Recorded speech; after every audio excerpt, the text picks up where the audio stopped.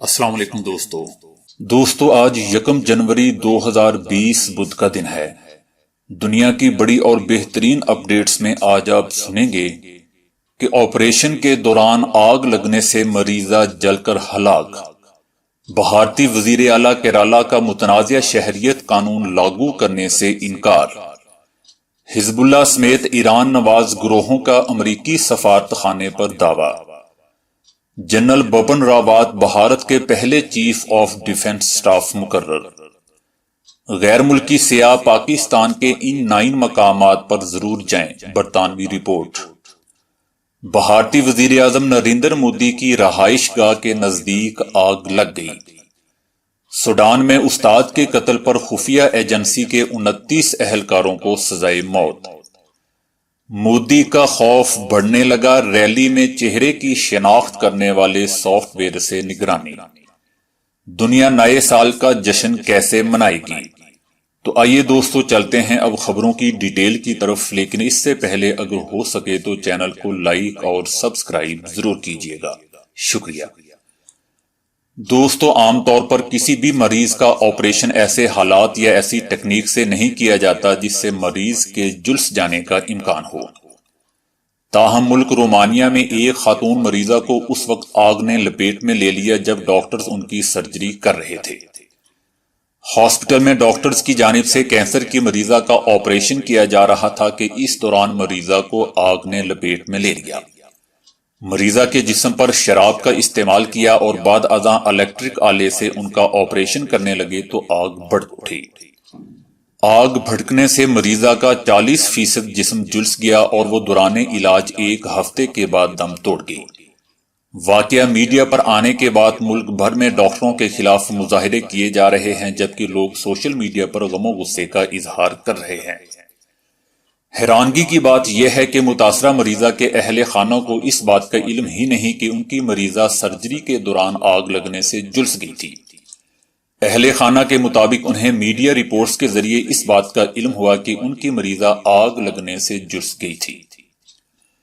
دوستو بھارت کی ریاست کیرالہ کے وزیر اعلیٰ پینارائی وجے نے شہریت سے متعلق متنازع قانون اپنی ریاست میں لاگو کرنے سے صاف انکار کر دیا ہے۔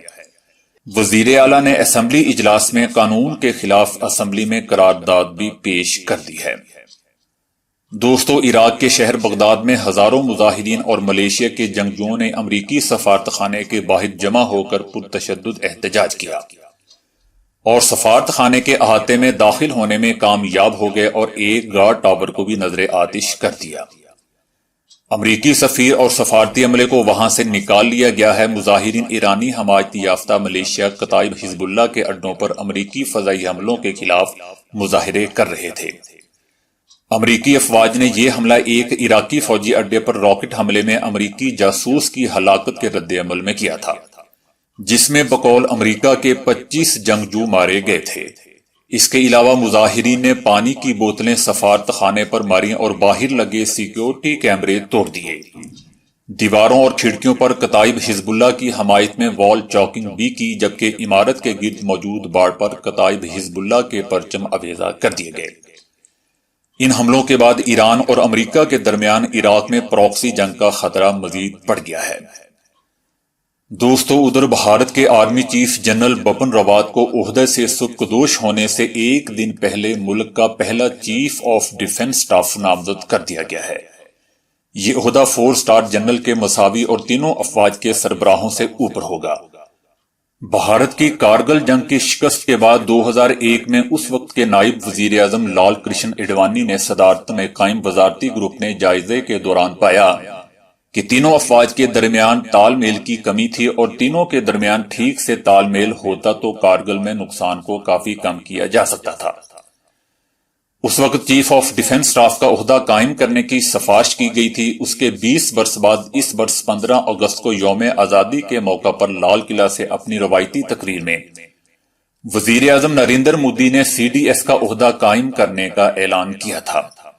انہوں نے کہا تھا کہ چیف آف ڈیفنس سٹاف فوج کے تینوں شعبوں بری، بحری اور فضائیہ کے درمیان تال میل کو یقینی بنائے گا اور انہیں مؤثر قیادت فراہم کرے گا۔ چیف آف ڈیفنس اسٹاف کی تقرری کا مقصد بھارت کے سامنے آنے والے سلامتی کے چیلنج سے نپٹنے کے لیے تینوں افواج کے درمیان تال میل میں اضافہ کرنا ہے اور کارگل جیسی کسی بھی شکست سے بچنا ہے۔ دوستو، سیاحت اور ثقافت پر نظر رکھنے والے برطانوی جریدے ونڈر لسٹ نے پاکستان کو سال 2020 کے لیے پرکشش ملک قرار دیتے ہوئے 9 مقامات کی نشاندہی کر کے غیر ملکیوں کو وہاں جانے کا مشورہ دیا ہے، جن میں ہمالیہ کے بلند و بالا پہاڑ، سبزے سے ڈھکی وادیاں اور سنہری ریت کے میدان سمیت پتھریلے پہاڑ بھی شامل ہیں۔ برطانوی جریدے نے پاکستان کے جن حسین مقامات کا تعین کیا گیا ہے ان میں بال تورو گلیشیئر، وادی نیلم جھیل، سیف الملوک، وادی ہنزا، عطا آباد جھیل، ہنگول نیشنل پارک، ویسوئی ٹرینگو ٹاور اور تھر کے صحرا شامل ہیں۔ پاکستان کے مذکورہ علاقے قدرتی خوبصورتی کے حامل اور غیر معمولی مقامات ہیں جہاں سیاحوں کو مقامی لوگوں کا رش نہیں ملے گا۔ وزیر اعظم عمران خان نے برطانوی جریدے کی رپورٹ پر تبصرہ کرتے ہوئے کہا کہ پاکستان وہ دھرتی ہے جس کی خاک میں قدرتی عجائب کا خزانہ پوشیدہ ہے۔ پاکستان کا دامن غیر دریافت شدہ سیاحتی مقامات سے بھرا پڑا ہے۔ دوستو، ادھر بھارتی وزیر اعظم مودی کی رہائش گاہ پر آتش زدگی کا واقعہ پیش آیا، تاہم اس میں کسی نقصان کی تصدیق نہیں کی گئی۔ آگ شارٹ سرکٹ کے باعث لگی جس میں 17 فائر انجن طلب کر لیے گئے۔ آگ سیکیورٹی کے استقبالیہ میں شارٹ سرکٹ کے باعث لگی اور قابو پا لیا گیا۔ بھارتی میڈیا ذرائع کے مطابق 7 لاک کلیان مارگ دہلی میں واقع وزیر اعظم کی رہائش گاہ پر آگ لگنے کا یہ واقعہ بھارتی وقت کے مطابق شام 7:25 پر پیش آیا۔ پی ایم آفس نے ایک ٹویٹ میں بتایا کہ آگ وزیر اعظم کی رہائش یا دفتر کے ایریا میں نہیں لگی بلکہ ایک سیکیورٹی کے استقبالیہ کی طرف لگی، جس پر فوری قابو پا لیا گیا۔ ادھر ایک اور بھارتی خبر رساں ادارے کا کہنا ہے کہ آگ معمولی نوعیت کی تھی، لیکن دوستو یاد رہے کہ شہریت بل کا احتجاج معمولی نوعیت کا نہیں ہے۔ جوں جوں بڑھتا جائے گا تو اس لگی آگ سے بھی بدتر ہوتا جائے گا۔ دوستو، ادھر سوڈان کی عدالت نے سابق صدر عمر البشیر کے خلاف احتجاج کرنے والے ایک استاد کو دوران حراست قتل کرنے کے الزام پر نیشنل انٹیلیجنس سروس کے 29 عہدیداروں کو سزائے موت سنا دی ہے۔ دہائیوں تک سوڈان میں حکمرانی کرنے والے عمر البشیر کو ہٹانے کے بعد یا اس سے پہلے بھی مظاہرین پر تشدد کرنے والے عہدیداروں کو اتنی بڑی سزا کی مثال نہیں ملتی۔ سزائے موت پانے والے عہدیداروں کا تعلق اسی شہر سے تھا جہاں احتجاج کرنے والے استاد کو قتل کیا گیا۔ عدالت کے باہر ہزاروں افراد موجود تھے جو فیصلے کے منتظر تھے، جن میں سے اکثر نے سوڈان کا قومی پرچم بھی تھاما ہوا تھا اور استاد احم الخیر کی تصاویر بھی لیے کھڑے تھے۔ عدالت کا فیصلہ آتے ہی وہاں پر موجود تمام شرکاء نے جشن منانا شروع کر دیا، لیکن دوستو یاد رہے کہ مشرف سزائے موت میں ایسا کوئی جشن دیکھنے کو نہیں ملا۔ اس سے لگتا ہے کہ مشرف کیس کا فیصلہ مشکوک تھا۔ دوستو، ادھر بھارت نئی دہلی میں پولیس کی جانب سے سیاسی ریلی کی نگرانی کے لیے چہرے کی شناخت کرنے والے سافٹ ویئر کے استعمال کے بعد متنازع شہریت قانون کے خلاف ہونے والے احتجاج کے پیش نظر عوام نے کہا ہے کہ یہ غیر قانونی اور غیر آئینی ہے۔ بھارت کے ایک ٹیکنالوجی ماہر کا کہنا تھا کہ بھارت میں پہلی دفعہ ایسا ہوا ہے کہ ایئرپورٹس، دفاتر اور کیفے میں بڑے پیمانے پر سیاسی ریلی کے شرکاء کے شناخت کے لیے اس ٹیکنالوجی کو استعمال کیا گیا ہے۔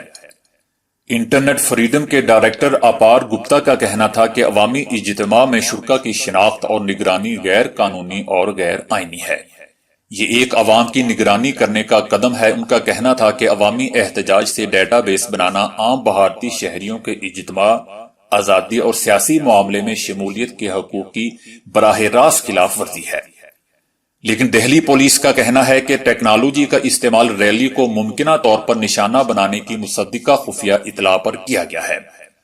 دہلی پولیس یقین دلاتی ہے کہ ڈیٹا بیس بنانا نسلی یا مذہبی حوالے سے پروفائلنگ سے متعلق نہیں ہے۔ دوستو، یہ بات اگر دہلی پولیس 8 سالہ بچے سے بھی کہے گی کہ یہ ٹیکنالوجی پروفائلنگ سے متعلق نہیں ہے تو وہ بچے بھی شاید ان کا مذاق اڑائیں۔ یہ ان پڑھ پولیس لوگوں کو بھی ان پڑھ سمجھ رہی ہے۔ جو پولیس لوگوں کے مجمع کو دیکھ کر بھاگ جاتی ہے تو ان کی یہ ٹیکنالوجی کیا خاک کام کرے گی۔ دوستو، آج کیلنڈر بدل گیا ہے اور دنیا 2020 میں اپنا سفر شروع کر رہی ہے۔ نئے سال کو خوش آمدید کہنے کے لیے حسب روایت رنگا رنگ تقاریب منعقد ہو رہی ہیں، کسی جگہ برقی کمکموں سے روشنیاں بکھر رہی ہیں اور کسی شہر کے باسی مرکزی چوک پر گھڑی کی سوئیوں کی حرکت کے ساتھ کرسٹل بال کے بلندی سے نیچے کی طرف آنے کا نظارہ کر رہے ہیں، اور یوں 2019 اب ماضی بن گیا ہے۔ اب کچھ زندہ قومیں نئے اہداف مقرر کر کے ترقی اور خوشحالی کے راستے پر نئی منزلوں کی طرف بڑھیں گی، لیکن ہمیشہ کی طرح ہماری دعا اس سال کے آغاز پر پھر وہی ہے کہ اللہ دنیا بھر کے مسلمانوں کی مشکلات آسان فرمائے، خاص کر وادی اور بھارتی مسلمانوں کی۔ اب نیا سال حق لینے کا نہیں بلکہ انشاءاللہ چھیننے کا ہوگا۔